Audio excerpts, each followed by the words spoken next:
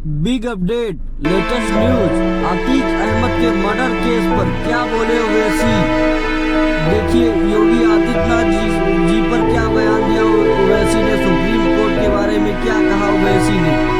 पहले असद का हुआ इनकाउंटर, उसके बाद अतीक अहमद और उनके चचेरे भाई का हुआ मर्डर। देखते हैं क्या बोल रहे हैं ओवैसी। देखने के लिए लास्ट तक बने रहे और अतीक अहमद के साथ सही हुआ या गलत हुआ इसमें कमेंट करके जरूर बताएं।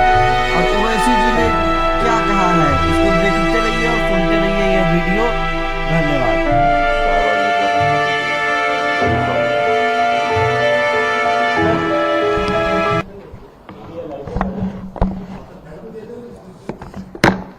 रात भर ने सोया में, समझे ना, परसों रात भी ने सोया में। हाँ बस अब सता रहे आप लोग। चलिए सर, कल जो वाकया हुआ है सर इलाहाबाद प्रयागराज में, पुलिस सिक्योरिटी के बीच में पुलिस कस्टडी में दो एक्यूज थे, उनको पॉइंट ब्लैंक से शूट कर दिया गया, दोनों की डेथ हो गई है। काफी हाई प्रोफाइल मामला था। इस पूरे मामले को आप कैसे देखते हैं? देखिए, मैंने शुरू से आपसे कह रहा था कि उत्तर प्रदेश में बीजेपी की सरकार रूल ऑफ लॉ के तहत सरकार को नहीं चला रही है, बल्कि रूल बाय गन को चला रही है। और ये पिछले 2017 से, जब से बीजेपी की गवर्नमेंट बनी, ये सिलसिला चल रहा है। और हर बार जब कभी भी हम मीडिया से बात करते थे, बल्कि हम अपने भाषण में, अपने स्पीचेस में इस बात को दोहरा रहे थे।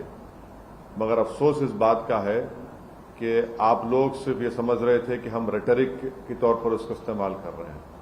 हम आप लोगों को और देश के सामने आंकड़े रखे कि कैसे लोगों को गोली से निशाना बनाया जा रहा है, और जिससे भारत का संविधान में लोगों का यकीन कम होगा, जिससे हमारे कोर्ट्स में, जजेस में, पब्लिक प्रोसिक्यूटर को उनका काम करने की इजाजत नहीं दी जा रही थी। तो ये हुआ, और हम इसका, मेरे पास अल्फाज नहीं है इसका कंडेम करने के लिए, इसकी मजम्मत करने के लिए। मगर एक बात यकीनी है कि ना सिर्फ भारत के मुसलमान, बल्कि पूरे भारत के वो सिटीजन्स जो रूल ऑफ लॉ पर यकीन करते हैं, जो कोर्ट्स पर यकीन करते हैं, जो संविधान पर यकीन करते हैं, वो आज अपने आप को कल की इस दरिंदगी और बेदर्दी के साथ जिन लोगों को मारा गया, जो जुडिशियल कस्टडी में थे, उन पर कन्विक्शन हो गया था, उनको अदालत से, वो जेल से लाया जा रहा था किसी और एक और केस में इंट्रोगेशन करने के बाद, तो उसको आप जुडिशियल कस्टडी भी बोलेंगे, पुलिस कस्टडी बोल सकते हैं। मगर ना सिर्फ मुसलमान, बल्कि हर वो भारत का नागरिक जो अपने आप को, अपने मुल्क पर फख्र करता है इसलिए कि यहां पर संविधान है, कोर्ट्स है, उसको इस बात का फख्र है कि पाकिस्तान से एक आतंकवादी आकर भारत के नागरिक को जान लिया था, तो हमने उस पर कोर्ट में केस चलाकर उसको सजा दी। आज वो सब लोग कमजोर और अपने आप को गैर महफूज समझ रहे हैं। वो अपने आप को कमजोर और गैर महफूज समझ रहे हैं। कल का जो मर्डर हुआ है, ये कोल्ड ब्लडेड मर्डर कहते हैं, उसको देखने के बाद हर वो भारत का नागरिक जो भारत के संविधान पर यकीन करता है, भारत की अदालतों पर उसको यकीन है, आज वो अपने आप को कमजोर और गैर महफूज समझ रहा है। और ये इसलिए हुआ क्योंकि जो लोग सत्ता की कुर्सियों में बैठे हुए हैं, उनमें राय बराबर भी, जो अंग्रेजी का वर्ड है, ना कंपैशन है, ना उनमें ह्यूमैनिटी है, ना उनमें रहम है, ना उनमें इंसानियत है। ये जो कल का वाकया हुआ, आप बताइए मेरे को, ये तो कोई ऐसा नहीं है कि कोई जाकर फौरन किसी को गोली मार दिया। आप उनका वेपन चलाने का तरीका देखो, आप जिस तरीके से वो लोग आए, और उनका हाथ स्टिल है एकदम। मुझे भी वेपन चलाना आता है, मैं भी एक एक्सपर्ट के साथ ट्रेनिंग लिया हूं, अपनी सेल्फ डिफेंस के लिए, और जिस तरीके से मार रहे वो लोग, उनका हाथ देखिए हिल नहीं रहा है, उनकी आंख उस पर है, उन लोगों पर है। उनको मालूम था कि पहले कहां पर, किस जगह पर मारना। तो ये एक कोल्ड ब्लडेड मर्डर है और ये लोग प्रोफेशनल हैं। और कितना इसमें उत्तर प्रदेश की बीजेपी की सरकार का इसमें रोल है, कितना इसमें ये कौन लोग हैं जो जाकर पुलिस की मौजूदगी में और मीडिया की मौजूदगी में, बल्कि लाइव टेलीकास्ट भी हो रहा था, वो इस तरह का कोल्ड ब्लडेड मर्डर करते हैं।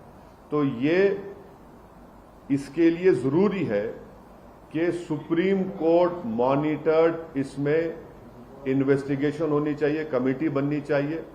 मैं सुप्रीम कोर्ट से दरख्वास्त करता हूं, प्लीड करता हूं, क्योंकि 28 मार्च के दिन सुप्रीम कोर्ट ने एक फैसला दिया था कि कल जो लोग मारे गए उसमें से एक शख्स ने, जो एक मुसलमान एक्स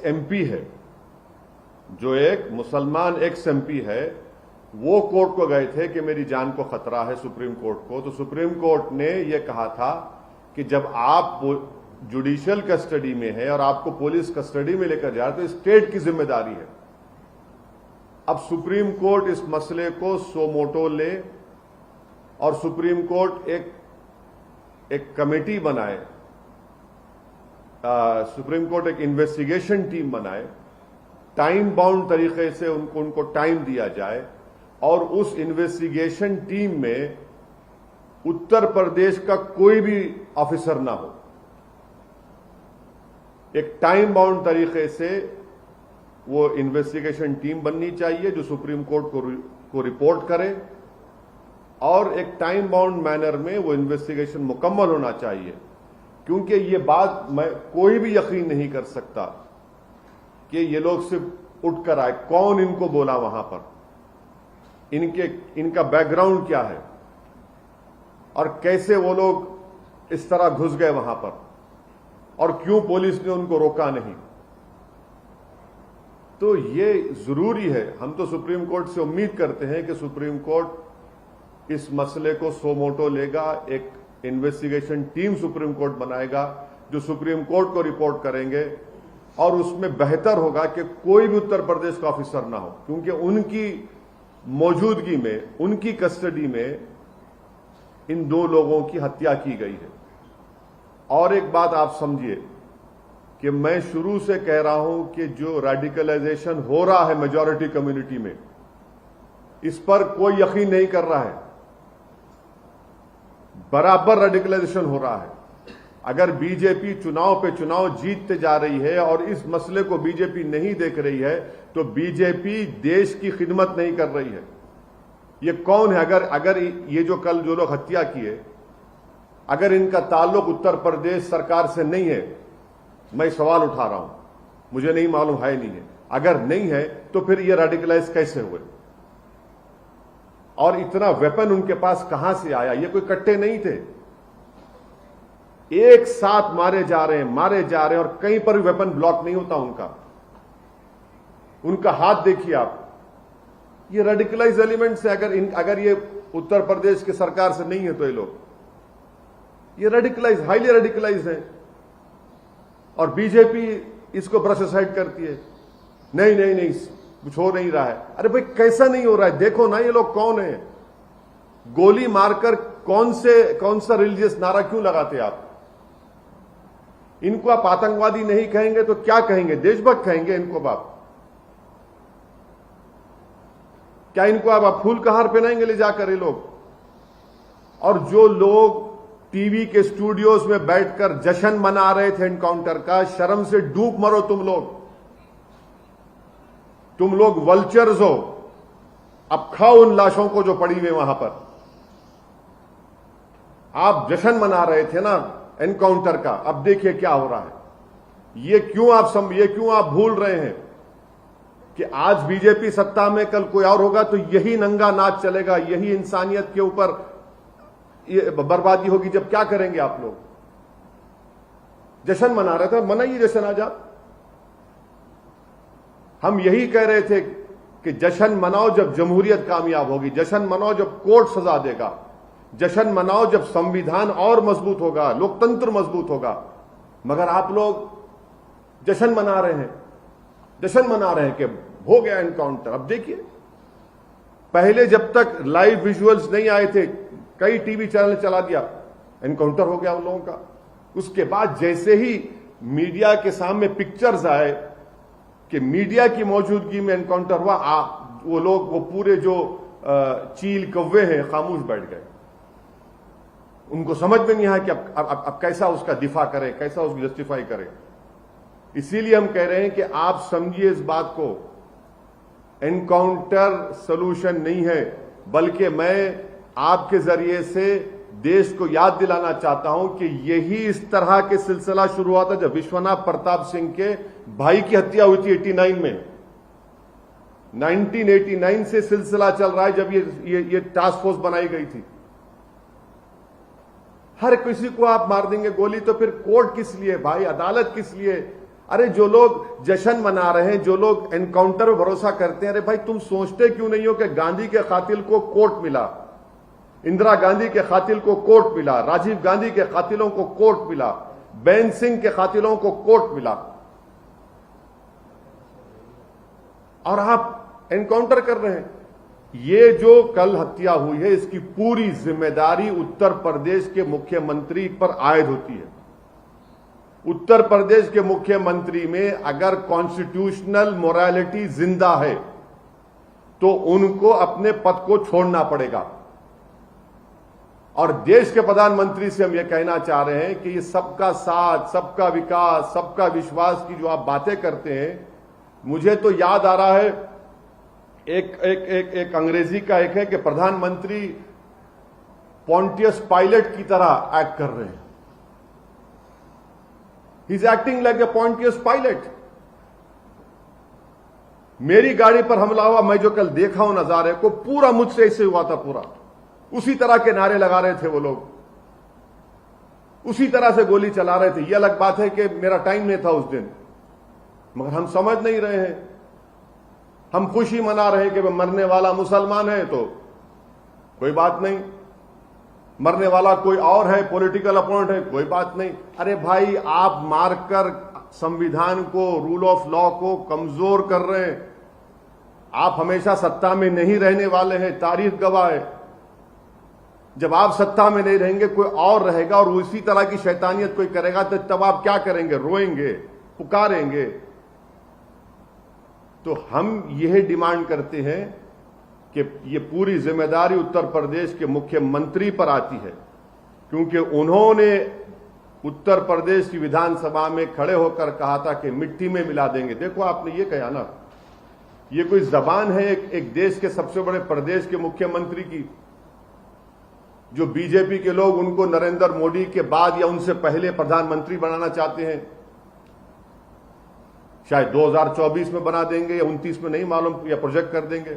ये जबान है, एक मुख्यमंत्री की जबान होती है क्या? बताइए आप। सर नहीं, एक मिनट सुनिए, मुझे मुकम्मल करने दीजिए।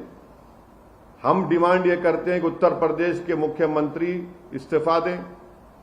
दूसरा में डिमांड करते हैं कि सुप्रीम कोर्ट एक इन्वेस्टिगेशन टीम को बनाए, सुमोटो सुप्रीम कोर्ट ले, हम प्लीड करते सुप्रीम कोर्ट से। ये उसी वक्त रुकेगा जब नहीं रुकेगा, वरना ये चलता रहेगा। तो 4 दिन 5 दिन के बाद फिर शुरू हो जाएगा। और वो इन्वेस्टिगेशन टीम में सुप्रीम कोर्ट उन लोगों को रखे जिनका ताल्लुक उत्तर प्रदेश से ना हो, क्योंकि ऊपर से लेकर नीचे तक इसमें लोग होंगे। कहां से इनको हथियार आया, किसने कहा उनको वहां पर जाओ, किसने उनको इस तरह की बातें कही, ये सब चीजें निकलनी चाहिए, टाइम बाउंड। और दूसरी चीज, संविधान में आर्टिकल 311 है, और आर्टिकल 311 के तहत उन तमाम पुलिस ऑफिसर्स को निकालना चाहिए नौकरी से। सस्पेंशन नहीं, बल्कि अंडर संविधान के आर्टिकल 311 के तहत उनको सर्विस से निकालना चाहिए। जब इन्वेस्टिगेशन टीम की रिपोर्ट आ जाएगी टाइम बाउंड मैनर में, सुप्रीम कोर्ट के पास ये एक्स मुस्लिम एक्स एमपी गए थे। सुप्रीम कोर्ट ने कहा कि स्टेट की जिम्मेदारी है, स्टेट में देखिए क्या क्या हो गया स्टेट के मौजूद। अतीक के साथ सही हुआ कि गलत हुआ, इंसाफ मिला जनता को या अतीक के साथ हुआ है अन्याय? आपको जो भी समझ में आ रहा है आप कमेंट के माध्यम से बताएंगे। और देखिए ओवैसी जी ने क्या बोला, क्या क्या कहा है सुप्रीम कोर्ट को और सीएम योगी आदित्यनाथ को।